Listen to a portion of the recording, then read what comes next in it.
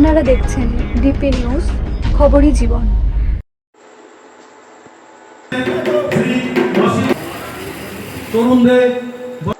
নেহরুনগর সর্বজনীন দুর্গাপূজা সমিতি ৭৫ বছর বর্ষে উপলক্ষে আজ এক রক্তদান শিবির অনুষ্ঠিত হলো।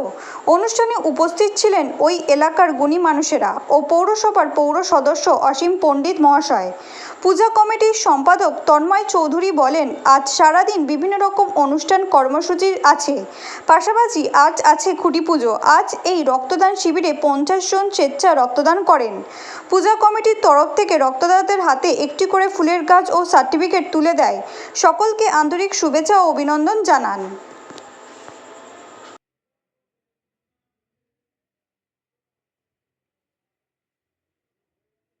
নেহরুনগর সার্বজনীন দুর্গাপুজো সমিতির ব্যবস্থাপনায় নেহরুনগর কলোনির 75 বছর বর্ষের যে দুর্গাপুজো সেই উপলক্ষে আমাদের এই ব্লাড ডোনেশন ক্যাম্প, এই রক্তদান শিবির সারাদিন ব্যাপী আমাদের আজকে অনুষ্ঠান আছে। সকালে রক্তদান শিবির, বিকেলবেলা খুঁটি পুজো এবং সন্ধ্যাবেলা সাংস্কৃতিক অনুষ্ঠান। এই রক্তদান শিবিরকে আমরা সার্থক করে তুলতে সকলের সহযোগিতা কামনা করেছিলাম এবং আমরা সেই খুব ভালোভাবে সাড়া পেয়েছি। সেই জন্য সকলকে আন্তরিক শুভেচ্ছা, অভিনন্দন এবং শ্রদ্ধা জানাই নেহরুনগর সার্বজনীন দুর্গাপুজো সমিতির পক্ষ থেকে।